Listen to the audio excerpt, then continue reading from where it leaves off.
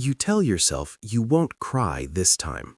It's just a small thing, a comment, a memory, a moment. But then it happens again. Your chest tightens, your throat closes, your eyes start burning before you can stop it. And suddenly, you're apologizing for feeling something you didn't choose. Maybe you've heard it before. You're too sensitive. You take things too personally. You need to be stronger. So you start to believe it. That something about you is wrong. That you feel too much. But what if that's not the truth? What if the thing you've been trying to fix is actually something your brain learned to do for a reason? This is Simple Psycho, short deep dives into human psychology. If this resonates, consider subscribing. Because here's the reality. Crying easily is not a lack of control. It's not a character flaw. It's not weakness. It's biology. Your brain is wired differently, more responsive, more emotionally attuned, more reactive to meaning, not just events. You're not too much. Your nervous system is simply more sensitive to emotional input. And that changes everything. Let's break this down. Your brain has a system designed to process emotional intensity. Part of that system involves the amygdala, your emotional alarm center. And another part involves your prefrontal cortex, the system that regulates and interprets those emotions. In people who cry easily, the emotional signal is stronger, faster, more vivid. It's like having a microphone turned up higher than everyone else's. You don't just register emotion, you feel it deeply, immediately, and physically. Psychologists often link this to a trait called high emotional sensitivity, sometimes also associated with highly sensitive people, or HSPs. Roughly 15 to 20% of people have this trait. Their brains process emotional stimuli more deeply, which means they react faster, they feel stronger, and yes, they cry more easily. But there's another layer. Crying itself is not random. It's a regulation mechanism. When emotional intensity builds up, your body releases it through tears. It's your nervous system trying to restore balance. So when you cry, you're not breaking down, you're regulating. But here's where it gets more complex.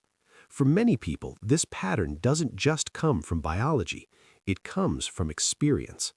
If you grew up in an environment where emotions weren't fully processed, where you had to suppress how you felt, or where emotional tension built up without release, your system adapts. It becomes more reactive because it never fully learned how to gradually process emotion. So instead of small releases, you get sudden ones, tears that feel like they come out of nowhere. But they're not random, they're accumulated. So the goal is not to stop crying. The goal is to understand and regulate the system. Here are 3 ways to do that. 1. The early signal awareness. Most people only notice emotions when they peak. You need to catch them earlier. Ask yourself, what am I feeling before this builds? Tension, discomfort, irritation. Crying often isn't the first signal, it's the final one. 2. The micro-release method. Instead of holding everything in, release emotion in small ways. Talk it out, write it down, pause and feel it.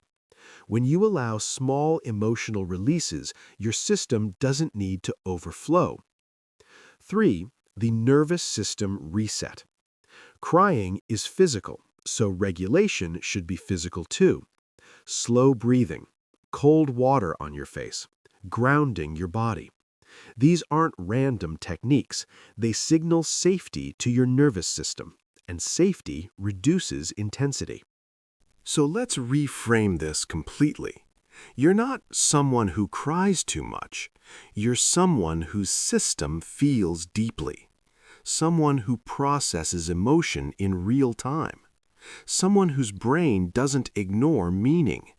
You don't lack control, you experience intensity.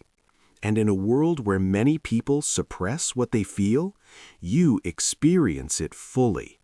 That's not weakness, that's sensitivity. And sensitivity is not a flaw, it's a form of awareness. So here's something simple to try.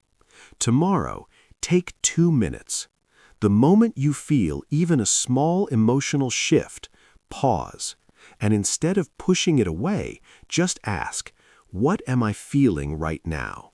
No fixing, no judging, just noticing.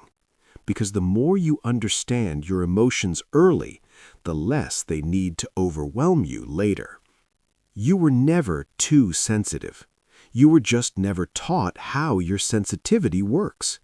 And once you understand it, it stops feeling like something you need to control and starts becoming something you can work with.